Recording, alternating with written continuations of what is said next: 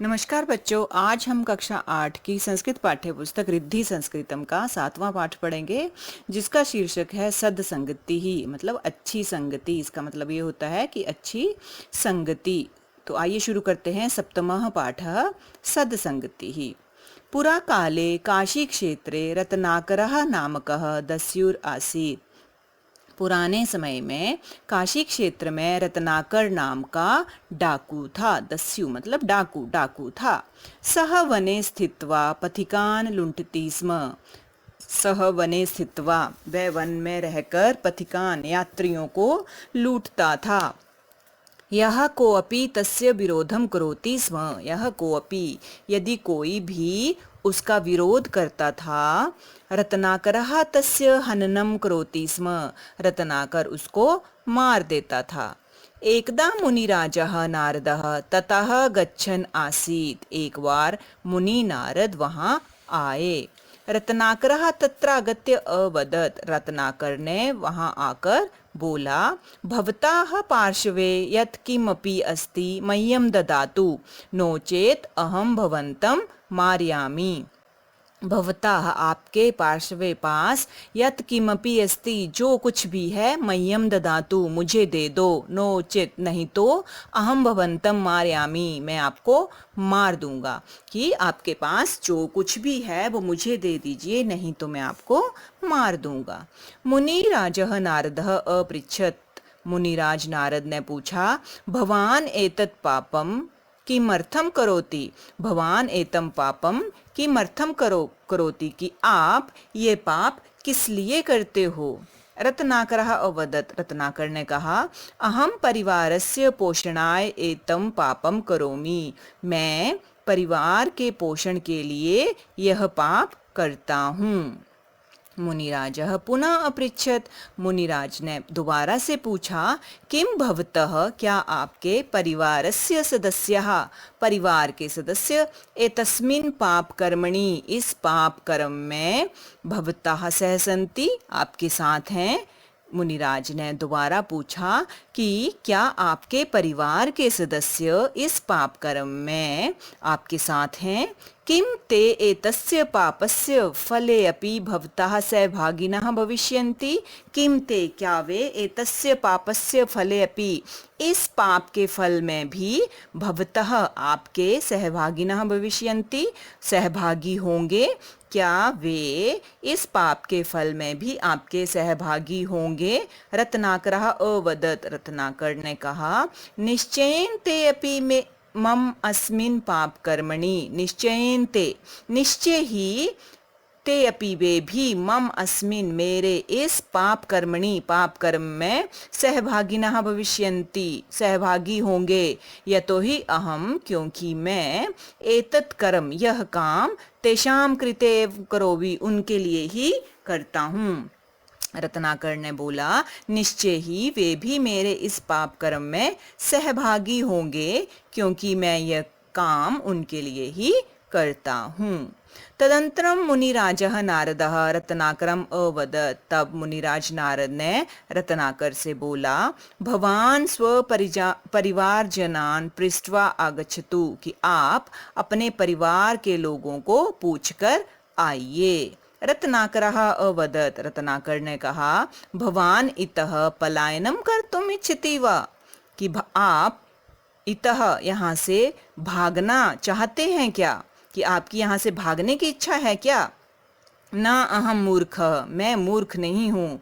मुनिराजः अकथयत्। मुनिराज ने कहा, अलम चिंत्या, चिंता मत करो। भवान माम वृक्षेन बृद्धवातु, आप मुझे वृक्ष से बांध दीजिए। रत्नाकरः तथैव कृत्वा स्वगृहं गत्वा पितरं पृच्छति। रत्नाकर ने तथैव कृत्वा, वैसा ही करके, स्वगृहं गत्वा, अपने घर जाकर, पितरम पृच्छति, अपने पिता से पूछा।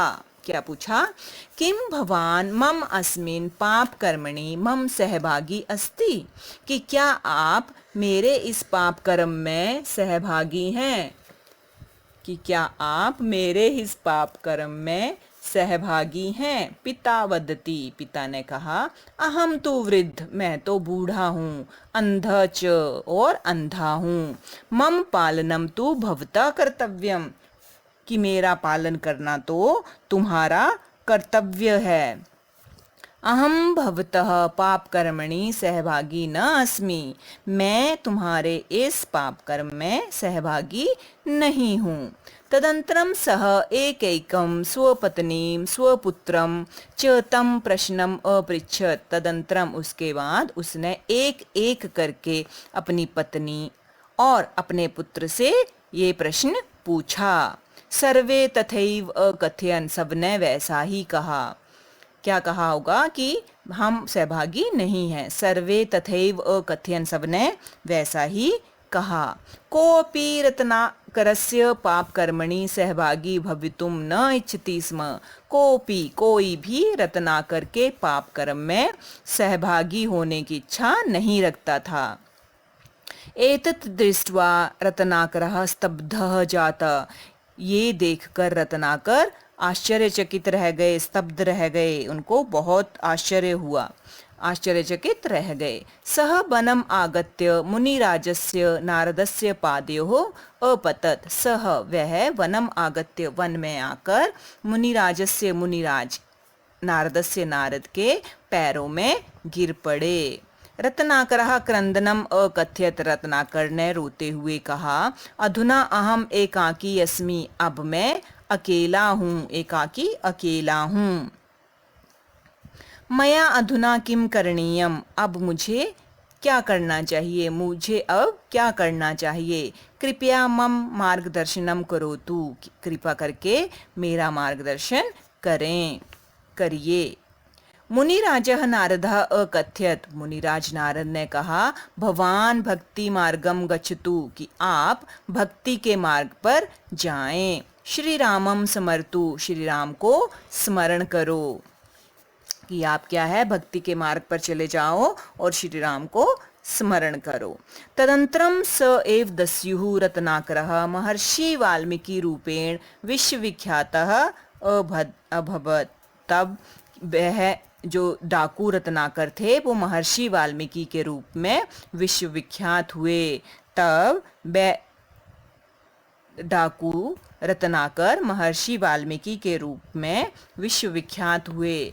सह एव रामायण ग्रंथस्य रचनाम अकरोत्, उन्होंने ही रामायण ग्रंथ की रचना की थी, उन्होंने ही बाद में जाकर क्या किया, रामायण को लिखा। अतः उच्यते, इसलिए कहा भी गया है, कीटोऽपि सुमनः संगदा आरोहति सताम शिरः, कीटो, कीट क्या होता है, कीड़ा, कि कीड़ा भी पुष्प, सुमन क्या होता है, फूल, पुष्प, पुष्प की संगति से किसके सिर पर चढ़ जाता है, भगवान के सिर पर चढ़ जाता है, सज्जनों के सिर पर चढ़ जाता है, क्योंकि उसके फूल के साथ संगति होती है, कीड़े की फूल के साथ होता है वो, तो जब हम फूल चढ़ाते हैं तो वो भी क्या है, सज्जनों के सिर पर चढ़ता है।